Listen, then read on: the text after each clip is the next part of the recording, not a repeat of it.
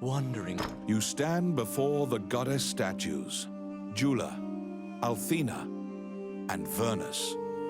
The texts say the goddesses sacrificed themselves to defeat a dragon, which caused their likenesses to degrade as well.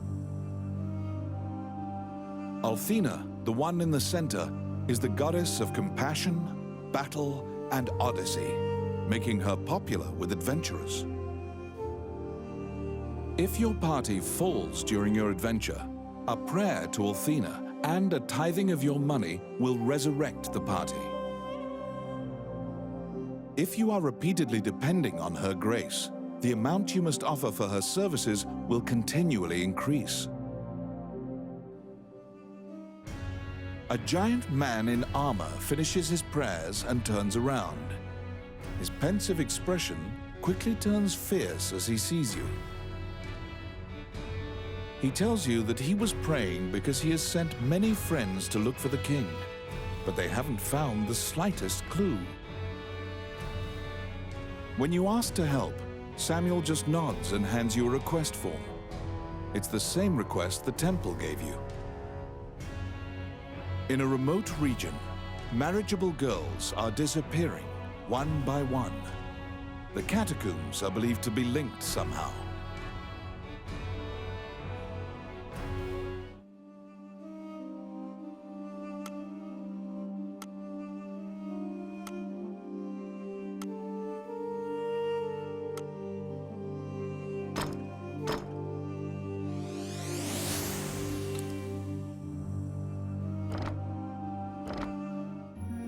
As you leave the temple, a ragged old man slumped in the road calls out to you in a gravelly voice.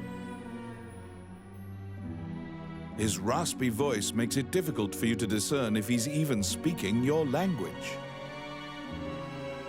You can give him a coin if you feel pity for him. Of course, you're free to walk away as well. He doesn't even acknowledge the coin. He mutters over and over. You probably won't be able to communicate with him, no matter how long you strain your concentration.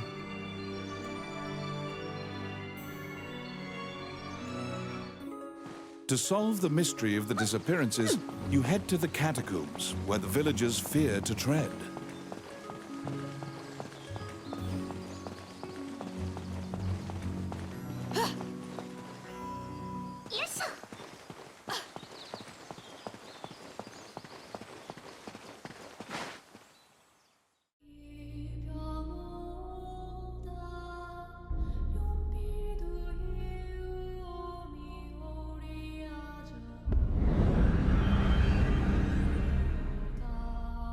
In the catacombs, stark white bones are strewn about the ground as far as the eye can see. The sheer number of the deceased is the only indication left of this area's former prosperity.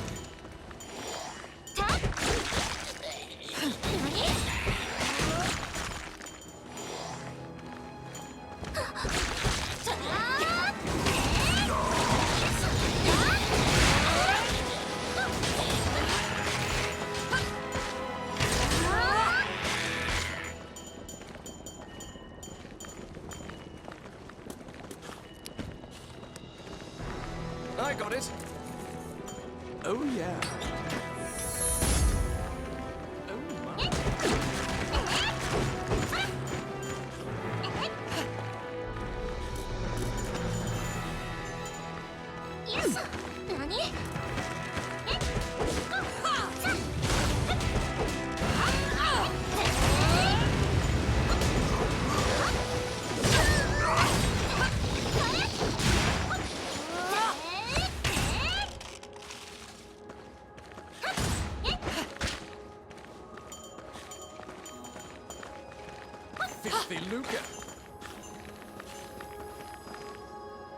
A strange knight stumbles out of the darkness towards you. You surmise that he is not of this world. The knight is muttering to himself, as if in a daze. If I end my own life, They can no longer sacrifice me. When you move closer, the knight extends his hand. He's holding a scroll. When you accept it, the knight disappears. The path ahead of you is connected to the ruins of the castle colloquially called the Castle of the Dead. I'll stop them. In olden times, whenever a girl disappeared, the locals would say she'd been called to the Castle of the Dead.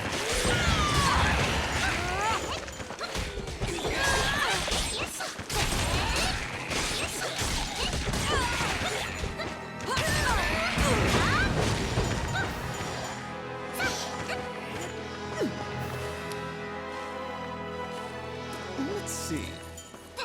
Voila!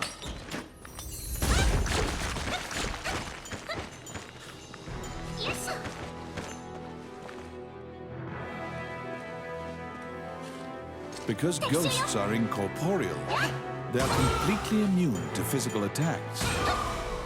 Their weakness is light. Torchlight will drive them off.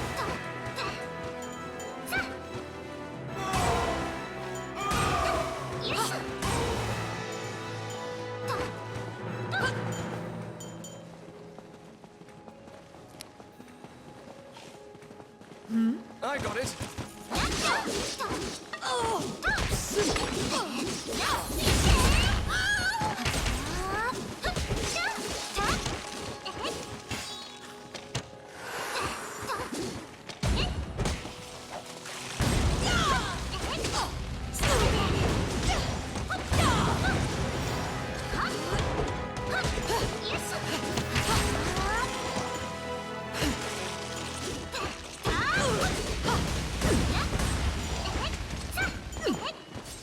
Oh my.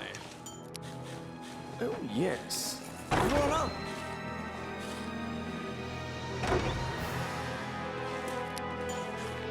Let's see. Oh yeah. You saved a village girl. You must protect her now. Oh, I can do that.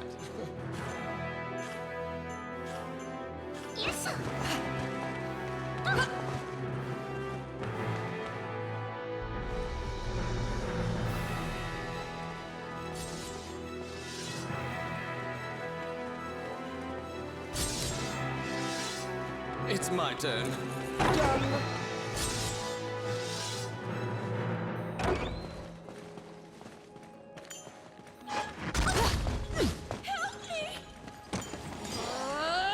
You saved a village girl. You must protect her now.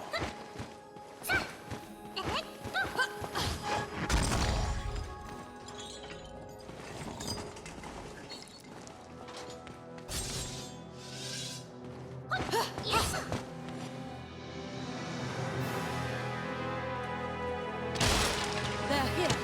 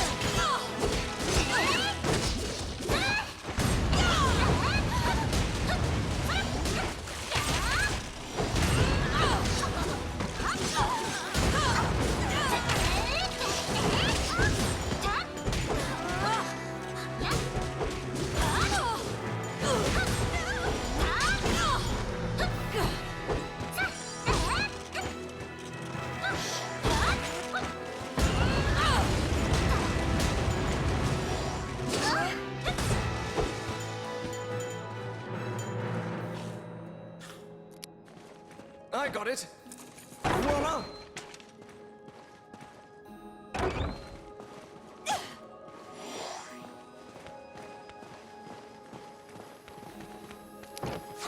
Oh, yes.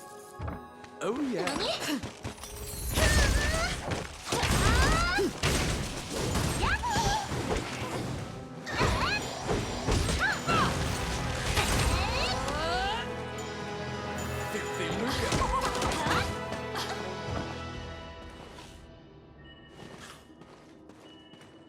They're here.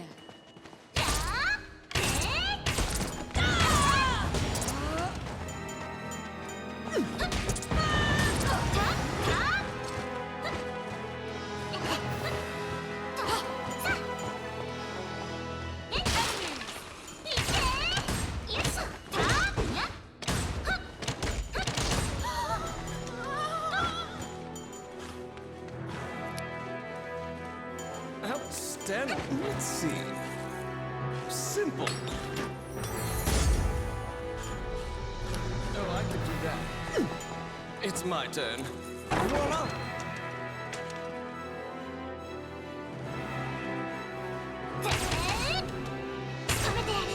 The vampire smirks, flies away. You saved a village girl.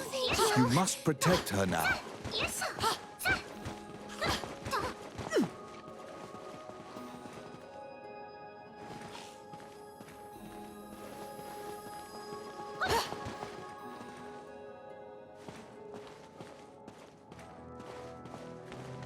Protect the village girl. If she's bitten by the others, she will become a vampire as well.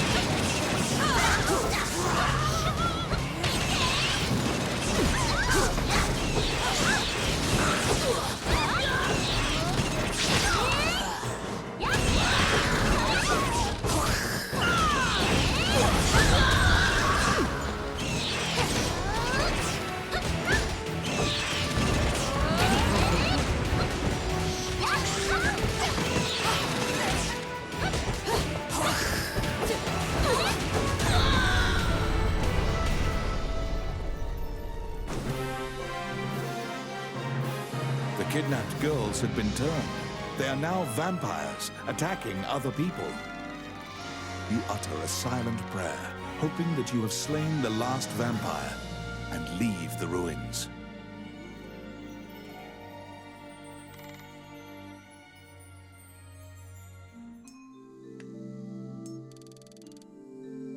In your hands is the bloody scroll that the Ghost Knight had given you.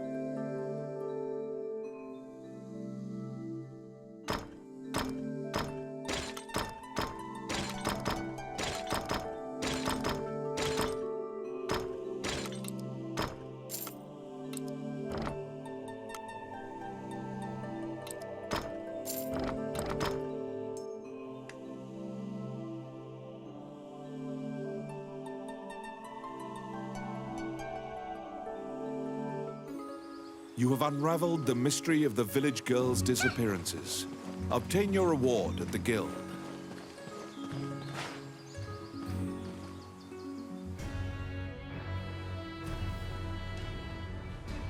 You are curious about the bloody scroll. You show Samuel the scroll and tell him what you saw in the catacombs. After examining the scroll, the signature and other details indicate that it is a letter from the king to the princess. It is a report telling her that he had obtained the dragon's crown. You wonder if this letter is true. You can't deny that the ghost was clad in mail that was eerily similar to the king's armor, so perhaps this is true.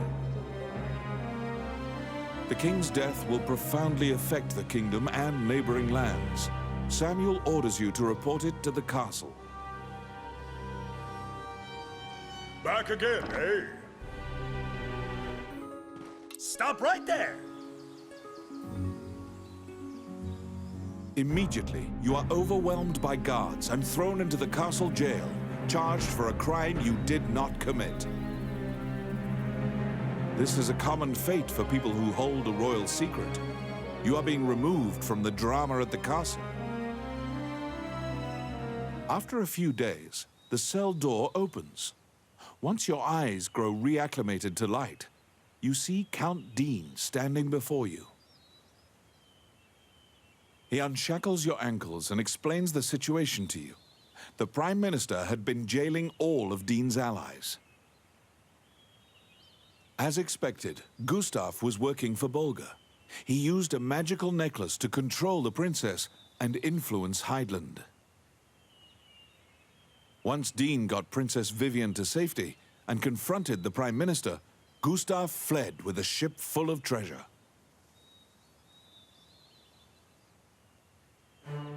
The princess apologizes for involving you in this. While she was a hostage, Dean couldn't confront the Prime Minister. This kingdom needs a new ruler immediately. Dean is no saint, but he would make a good leader, you think. However, when Gustav fled, he also stole the royal orb, another treasure that represents the right to rule Heidland. If McNeil gets the orb, it will likely result in civil war. However, the orb does not appear to have reached Bolga. Princess Vivian asks for your help with this incident. You immediately agree and begin searching for the orb. Gustav's ship chose a pirate route, likely to elude captors. Perhaps his artifice was his undoing. You should investigate.